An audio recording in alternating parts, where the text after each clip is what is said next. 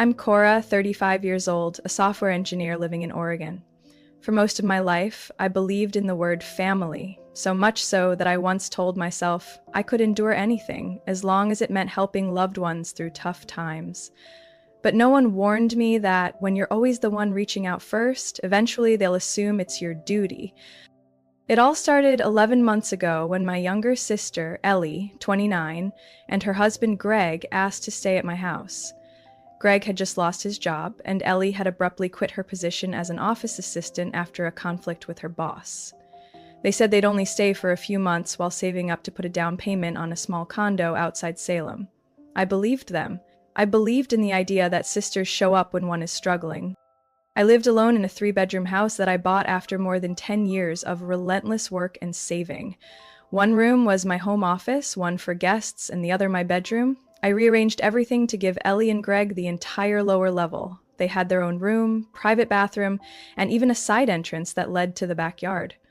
I set the rent at just $600 a month, half the market rate. Enough to help with utilities, but not enough to make them feel pressured. "We just need a few months, sis," Ellie said as she rolled her suitcase in. "We'll be back on our feet soon, I swear." I smiled, hugged her tightly. "You'll have everything you need here. Just be respectful of the space, that's all I ask." At first, things seemed fine, but it didn't take long before their promises thinned out like weak coffee. Greg started freelancing, or so he said. In reality, he played video games and streamed online all day. Ellie spent most of her time scrolling TikTok, posting stories about her relaxed lifestyle, claiming she was still figuring out what kind of job aligned better with her mental health. I'd come home after 8 hours of meetings only to find dirty dishes stacked in the sink, cooking oil splattered across the counter like motor grease. My $300 blender had been taken apart and not put back together properly. Greg had burned a frozen pizza in my oven and left the place reeking of smoke. I had tried to mention things gently. "Greg, could you please rinse the blender after using it? It's a specialty model. I had to order it from San Francisco." Greg shrugged without looking up. "Cora, don't be so uptight. This is a home, not a showroom. We're family, right?" I gave a strained smile, but something inside me began to crack. Then they started inviting friends over. One night, I walked in at 10 p.m. to find 2 strangers lounging on the newly reupholstered sofa I'd paid for last month. Greg had a beer in one hand and the remote in the other. "Oh hey, you're back. We're just watching the NFL." When I asked them to limit having guests on weeknights, Ellie looked at me like I'd ruined "Seriously, sis, you need to relax. Why so intense all the time? It's a home, not a corporation. You're not the CEO here." I paid to repair the HVAC system after Greg caused an electrical short installing unauthorized Bluetooth speakers. I also covered last month's utility bill, over $200, because they accidentally left the heat running 24/7 for a full week. One evening, I casually mentioned at dinner that I'd received a quarterly bonus, $4,000, for finishing a difficult project ahead of schedule. Greg laughed. "Nice, maybe we'll stick around a few more months. Who needs rent when you've got a big sis like Cora footing the bill?" That comment, half joking, half blunt, was the turning point for me. I realized they no longer saw me as a sister lending a hand. I had become an unlimited, unpaid sponsor.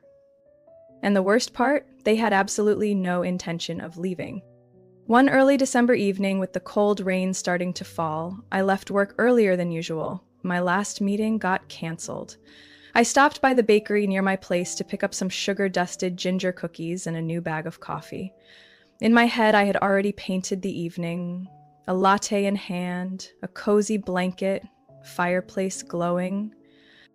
But as soon as I opened the door, laughter floated up from the downstairs level. Ellie's voice, Greg's, and my mom, Miranda, excitedly saying, "The chalet even has a private sauna, Ellie, and there's a ski trail that runs right through the pine forest. We really leveled up this year, didn't we?" I froze in place, still holding the paper bag. A chalet? A sauna? Skiing? I slowly stepped down the stairs and stopped at the basement living room door. Ellie was curled up on the armchair, glowing with excitement, while Greg lounged across the sofa, holding a glass of red wine, my Christmas bottle I had set aside. Your dad already booked everything, my mom went on. Idaho's been getting snow early this year, should be a perfect white Christmas. There's even a dog sled tour if you want to try it. I barely heard anything past Idaho. My family always went to Vermont for the holidays. A tiny, warm cabin in the woods, where we'd play board games, make hot cocoa, and argue over whose cranberry jam was better. I'd requested time off 2 months ago, turning down 3 conference invites just to be there, like every year. Idaho? I stepped into the room, keeping my voice steady. Mom, I thought we were still going to Vermont. The room fell into a vacuum of silence. My mom placed her tea gently on the table. Ellie glanced at Greg, then at me, her expression tight, like I'd just ruined everyone's good time. You're home early. I thought you had late meetings. I asked again, why didn't anyone tell me the plans changed? Mom gave a stiff smile. Sweetheart, I was going to call you this weekend. The Idaho resort only got confirmed a few days ago. Greg cut in casually. Didn't we book it back in October? I remember 'cause Ellie and I chose the room with a lake view. The cold outside felt like it had seeped through my bones. I turned to Ellie. So, everyone knew. Except me? She shrugged, feigning innocence. You're always busy with deadlines. I thought you'd be glad to just relax for once. I looked at Mom. And you thought the best way to let me relax was to exclude me from the holiday? Her tone sharpened. Don't overreact, Cora. You always have to be in control. What time we eat, how the turkey's seasoned.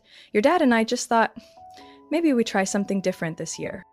I fought to keep my voice from shaking. Who booked the cabin for the past 8 years? Who planned the menu, the playlists, wrapped all the gifts? And this year, I don't even get an invite? Greg sighed and stood up. Cora, honestly, you're too successful and too intense. Everyone's tired of putting on this perfect family act to fit your schedule. This year, we just want Christmas to be fun. Right then, it hit me. This wasn't some last-minute plan. They had discussed it, agreed, and chose to leave me out. Cleanly, quietly, without a shred of hesitation. I walked out without saying another word. From the kitchen, I heard Mom whisper, "She'll be fine. Cora always lands on her feet." As my bedroom door shut behind me, I set the cookie bag on the desk and sank onto the bed. My heart didn't shatter, it just emptied out. A familiar feeling I thought I had mastered, but this time felt different. I had lived for them. Built a home where Ellie could feel safe. A holiday space for Mom and Dad to escape to, a reason to keep calling ourselves family. And they chose to leave me behind, silently, together, without a second thought. I still remember exactly how I felt waking up the next morning. It wasn't pain or even anger, just a strange kind of clarity, like I had stepped out of a long dream I once mistook for reality. I sat up and looked around the room I used to call home. It now felt more like storage for things I didn't want to face. The kitchen calendar had December 23rd circled in red ink with a messy note. Prep cookies, order turkey, finalize Christmas playlist. I'd written that myself. Written it thinking I was helping create another perfect family holiday. For the past 2 months, I had been preparing in silence. Even bought burgundy pillow covers to match the custom table runner I ordered on Etsy. Just a week ago, I emailed Mom asking if anyone was going vegetarian this year so I could plan the menu. She replied, "I'll ask and let you know." No one followed up. And me? I kept believing things were as they always were, believing they were busy, believing I was still the heart of this family. I opened the storage closet and pulled out the bottom drawer. Carefully wrapped gifts sat in neat rows. A sweater for Mom, a green silk scarf for Ellie, her favorite color, and even that remote-controlled dinosaur Greg once joked about wanting just for display. I'd ordered it on Black Friday to make sure it arrived early enough for perfect wrapping. I touched each one, my fingers brushing against the little tags I'd handwritten. For Mom, may your back hurt less this year. For Ellie, to keep your neck warm and your head even warmer. I'd written those lines, thinking I was doing the right thing. And while I was curling ribbons and tying bows, somewhere across the state, they had booked a resort, confirmed flights, made plans, without me. I stepped into the kitchen. On the table lay a receipt from REI, almost $800 for ski gear. Shipping address, my house. Order date, October 17th. 2 months ago. The same week I took Greg to meet a friend at my tech firm to help him get a job referral. I picked up the receipt, stared at the number, and laughed. A dry, brittle sound even I barely recognized. I had been covering most of the household expenses, and they'd use that money to prepare a trip I was never meant to join. My phone buzzed, a message from Mom. Cora, have you reconsidered? I don't want you to feel excluded, but Ellie really needs space. This trip will help her relax. I hope you'll be mature enough not to make this a big deal. I typed back. For the past 2 months, while I thought I was planning our holiday, all of you were planning yours without me. At the very least, be mature enough to admit that was intentional. I didn't send it. I deleted it. Maybe because I finally knew. I didn't need them to understand. They didn't think they did anything wrong. They thought I was just overreacting, too intense, controlling. In their minds, I wasn't a sister, a daughter, I was a holiday coordinator. And the coordinator's time was up. That night, I FaceTimed Maya, my best friend since college. She was at home in Seattle, glowing Christmas lights twinkling behind her. I didn't explain much, just said, my family's going on a Christmas vacation without me, and they've been hiding it for 2 months. Maya didn't ask why. She simply said, you okay? I stayed quiet. Do you want to come stay with us for a few days? Ethan's here. We just got a new sofa bed. Swear, it's ridiculously soft. I shook my head and smiled. Thanks, but I think I need a few days in my own space to clean some things out, not just stuff. Maya nodded. You know what, Cora? They lost an organizer, but you just found yourself. Worth it. I ended the call and stepped out to the balcony. Snow had started falling gently. This year there'd be no Vermont cabin, no noisy family dinners, no Greg jokes or Mom's always burnt pudding. But I knew this Christmas would be the first I spent not for them, but for me.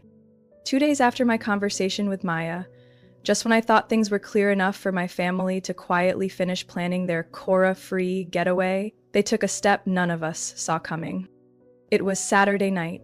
I had just wrapped up a late online meeting with a European client. The clock on my screen read 9:14 p.m. I left my desk and hadn't even changed out of my hoodie when I heard laughter echoing downstairs. I frowned. My first thought was that Greg had invited friends over for beers again without telling me, but when I came down the stairs and turned the corner into the living room, I froze. The room was packed. Twinkle lights wrapped around the windows, and a 7-foot fake tree stood lit in the corner. Silver and gold ornaments reflected candlelight across the space. Near the fireplace, a rustic wooden sign read, "Let the Colorado adventure begin." My mother was by the snack table, holding a champagne flute. My dad, Charles, was laughing with 2 old friends. Ellie spun in a glittery red dress, showing off a fur stole I hadn't seen before. Greg was pouring bourbon into one of my crystal glasses. For a man I'd never met. They were throwing a farewell party in my house. I wasn't invited. I wasn't even told. None of them, not Ellie, not my mother, saw anything wrong. I stood at the entrance, my hand gripping the doorframe. Slowly, eyes turned. The laughter faded. Silence swept through like a cold draft. My mom approached first, speaking in that soft tone people use with stubborn children. Cora, I thought you were working upstairs. We'll clean everything up after, don't worry. I looked at her, then scanned the crowd. Nearly half were strangers, eating on my carpet, drinking from my glasses, standing under the roof I paid for. A farewell party? My voice was low, hoarse from swallowed rage. In my house? For a trip I was deliberately excluded from? Greg scoffed. Don't be dramatic, Cora. We just wanted some holiday spirit. You're being a little sensitive. I clenched my fists, stepping into the room. So it's normal to throw a send-off party in the home of the one person you purposely left out? Ellie looked up, narrowing her eyes. Cora, I get that you're upset, but not everything's about you. People just want to have a good night, okay? I turned to my mom. You're okay with this? Changing plans in secret? Keeping me in the dark, then using my house for the party? My father said nothing. He never did when things got tense. He always chose to hide behind a glass of something. My mother sighed, her voice dipping into that familiar tone of controlled annoyance. You're making this heavier than it needs to be. Everyone's just trying to relax. Don't ruin the evening. Then, from the snack table, I heard a voice. Aunt Angie, one of Mom's closest friends. I think Cora's being a bit much. People went to all this trouble. Can't you just be gracious? Gracious? To the people who hijacked my home and made it a celebration of my exclusion? I didn't respond. I walked straight to the speaker and yanked the cord out. The music died instantly.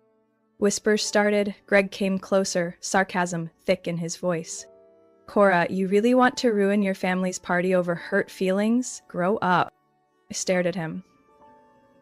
No. I'm ruining a party thrown by people who've been using me. Big difference. No one had anything to say after that. I stood in a room full of relatives and felt completely stripped, like I was in a stranger's house, not my own.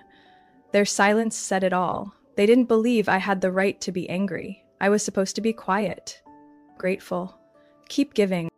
I took a deep breath. Everyone, please leave my home in the next 20 minutes. Anyone still here after that, I will call the police for trespassing. This is not a bluff. My mother blinked, stunned. You can't be serious. I absolutely am. I turned and walked upstairs. I didn't wait for their response. But I heard the shuffle of jackets being grabbed. Quiet mutters of, she's gone crazy, each word settling in my chest like a stinging layer of dust. That night, I cleaned up every trace of the party. I took down the lights, gathered ribbon scraps, tossed every paper plate and crumpled napkin into trash bags. By the time I wiped up the spilled bourbon from my table, my hands were shaking, either from the cold or fury. I couldn't tell which. The next morning, I sat by the kitchen window, holding a cold cup of coffee, my eyes fixed on the wine stains still soaking into the carpet. Last night, I had stuffed all the trash from that farewell party into 3 large bags, dragged them out back, and tossed them into the bin myself. I didn't sleep, not because it was loud, but because my mind kept replaying the same ticker tape. I've let them push too far for too long. I grabbed my phone and typed a single line to Maya. I need Ethan. 10 minutes later, the phone rang. Maya didn't ask questions. She simply said, we'll be there in an hour. Have everything ready. Today is the cleanup day. I didn't need to ask what cleanup. Ethan, Maya's boyfriend, is a real estate attorney at a law firm in Portland. He'd helped me review the paperwork when I bought this house 3 years ago. And now he was going to help me reclaim it. By the time they arrived, I had printed copies of my mortgage statements, utility bills in my name, and even scattered messages Ellie had sent me when she first moved in. Lines like, you're a lifesaver. I promise this is just for a few months. Now, useful as evidence. Ethan reviewed everything and nodded. There is no formal lease, so Ellie and Greg are considered month-to-month tenants. Cora, you have every right to issue a notice to vacate. Under Oregon law, all it takes is 30 days' notice. What about changing the locks? I asked. Ethan exchanged a look with Maya before replying.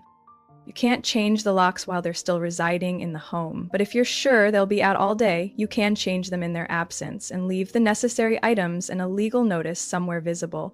Just make sure not to hold or discard any of their belongings. Maya jumped in, her tone sharp.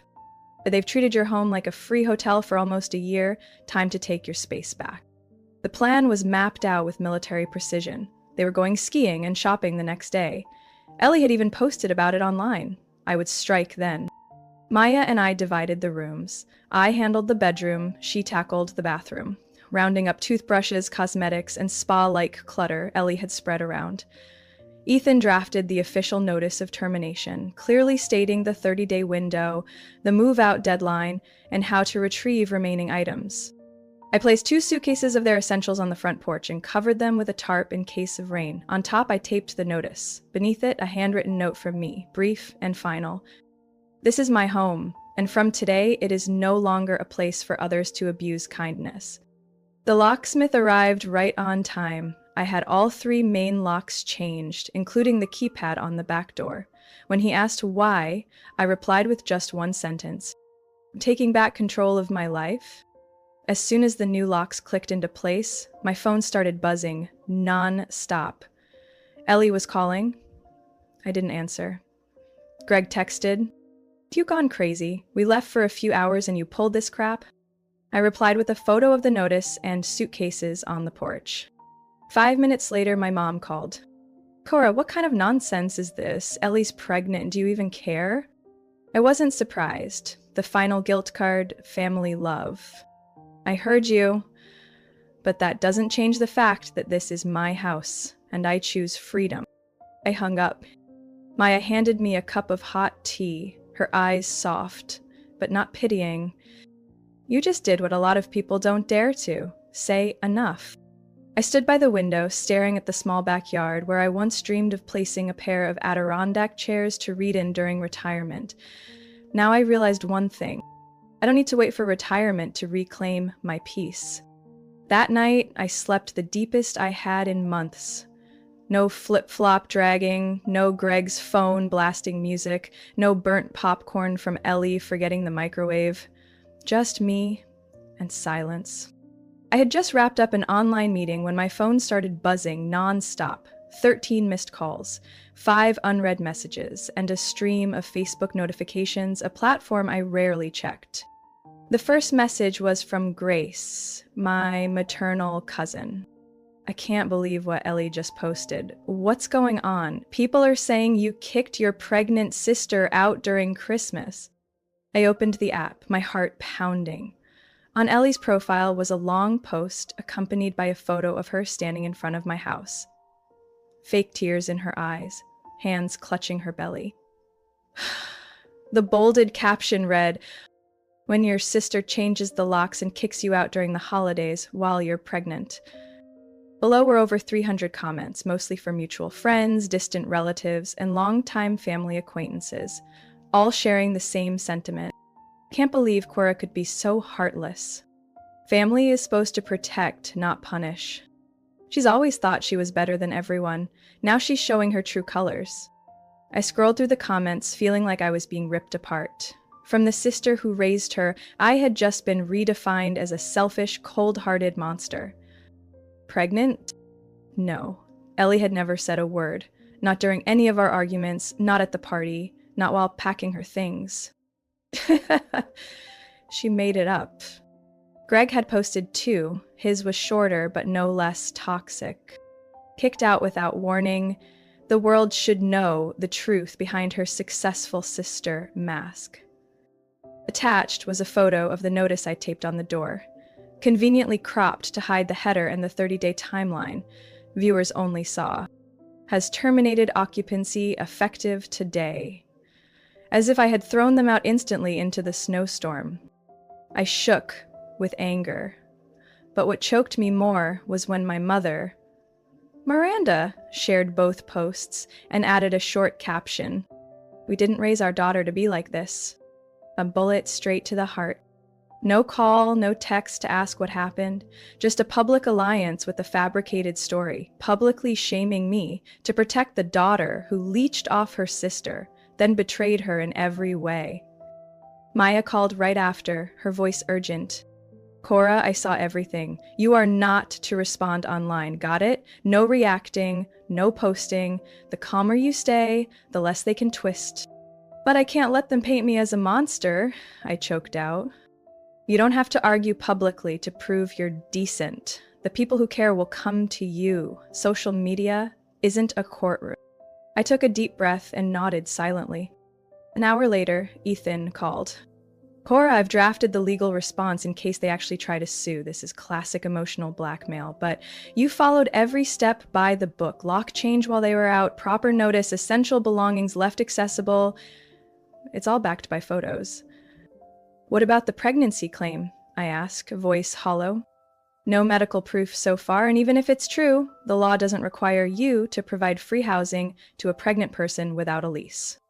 I slumped into my chair. The house still smelled of cinnamon candles and lemon disinfectant. Outside, a gentle rain fell. Beneath that rain, I knew Ellie's narrative was spreading, like ink on a paper towel. That evening, I got a message from Ms. Marcia, the widow next door. I often helped with trash and yard work. Cora, I saw the posts. I know you're a good person. I saw Greg loading up the car.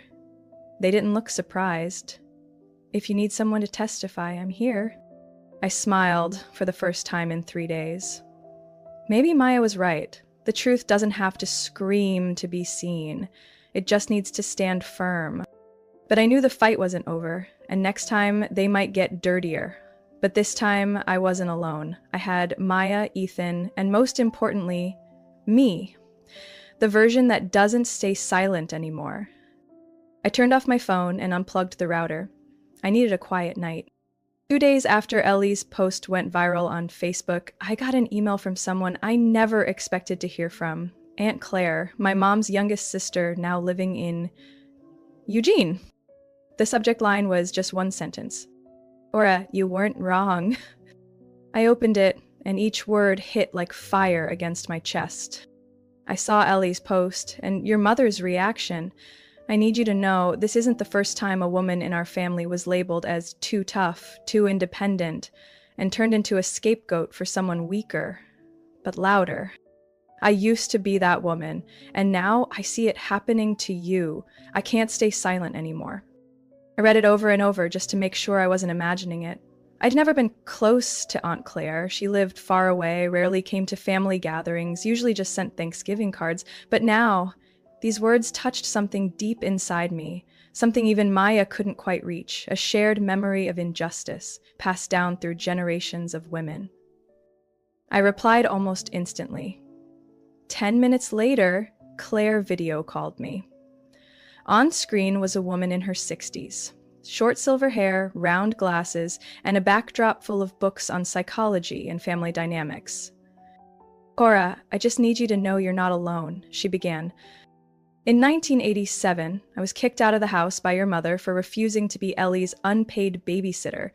Know what she told me back then?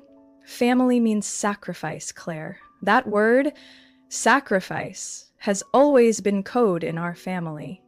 But only for the women who earn money and dare to say no. I froze. I never heard Mom mention that. She wouldn't, Claire replied, not bitter, just coldly factual. Because in this family, if you push back, you're ungrateful. If you stay silent, you're well-behaved, but you did the right thing. And doing the right thing doesn't need applause to have value. We talked for nearly an hour. Claire told me things I'd never known, how my mom often played the reasonable victim, making others feel guilty for demanding fairness. Suddenly, my entire childhood rearranged like puzzle pieces. The way Mom looked disappointed when I won a major scholarship, but Ellie failed to get into college. Her sigh when I refused to buy them a new SUV because Ellie's having a baby. The constant comments like, "You're the strong one, so you need to carry more." That afternoon, I returned to the office, after nearly a week of working from home because of the family drama. As soon as I walked in, my coworker Rhonda waved me over. "Cora, come here. You need to see this." She turned her laptop toward me. It was our internal work chat. A former coworker, who had gone to college with Ellie, had posted Ellie's accusation in the company thread, along with the caption, "I can't believe someone I used to admire could act like this." The responses came quickly, but not in the way I expected. Daniel, my team lead, wrote, "I've seen Cora skip 3 company parties to go care for her mom after a fall. I've seen her stay at the office until 9 p.m. doing someone else's job without saying a word. If you think she's cold-blooded, try working with her for a quarter." Barbara, the admin assistant and unofficial team mom, followed up. Being family doesn't give you the right to mistreat someone and call it love. Cora, if you need someone to speak for you during the staff meeting, I've got you. I was speechless. I had never felt so clearly protected. Not through tears, not through loud defenses, but through real respect from people who'd worked beside me, lived beside me. That same afternoon, I received a bouquet delivered to my desk. No sender name, just a small card. Everyone deserves boundaries. Thank you for teaching me that. From someone who used to think you were too rigid. It was from Grace, my cousin, who had initially believed the twisted version of the story online. I smiled and placed the bouquet on my desk. In my mind, I could still hear Aunt Claire's voice. Not everyone is ready to face the broken systems they were born into, but once they do, they'll never be the same again. December 24th. Light snow dusted the porch roof. I stood by the kitchen window, hands wrapped around a mug of hot cocoa, feeling oddly at peace. This was my first Christmas in nearly 15 years not cooking for a family gathering.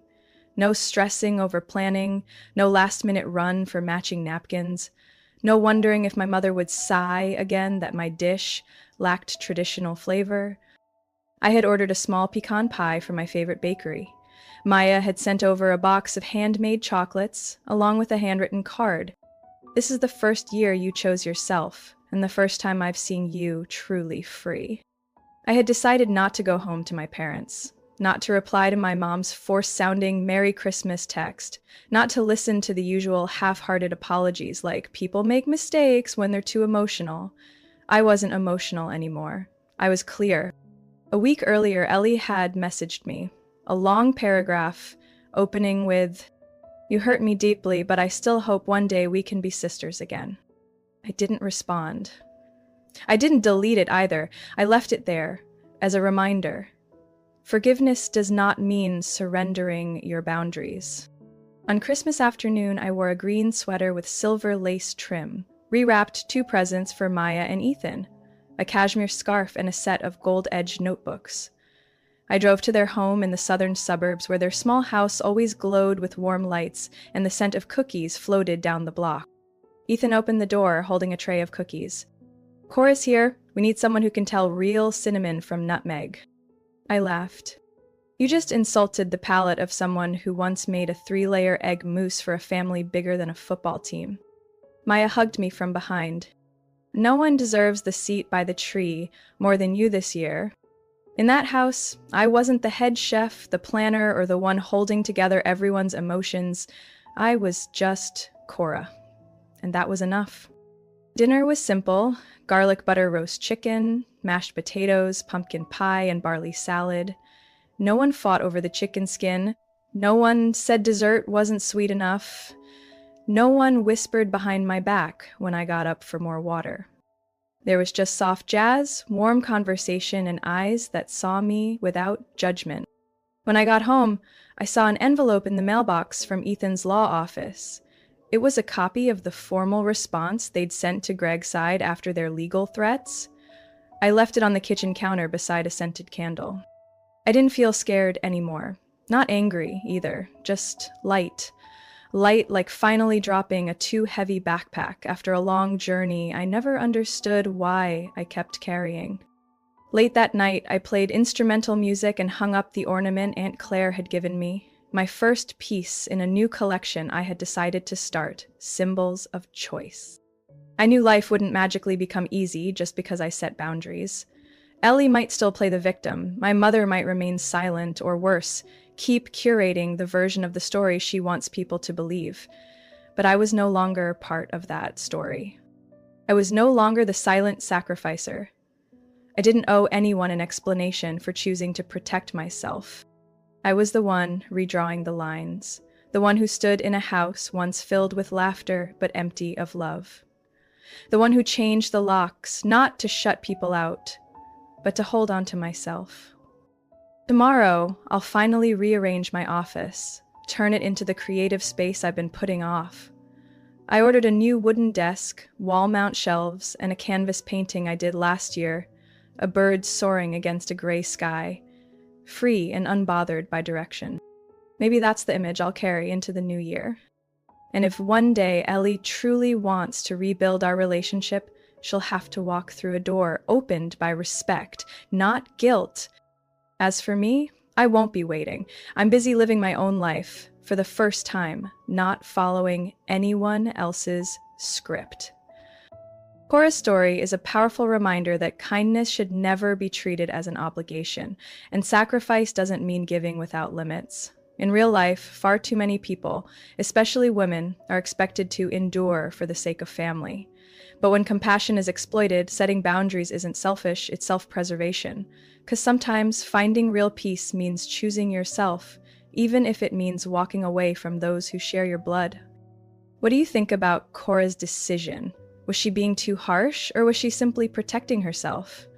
Share your thoughts in the comments, and don't forget to subscribe for more heartfelt stories about family, boundaries, and self-worth.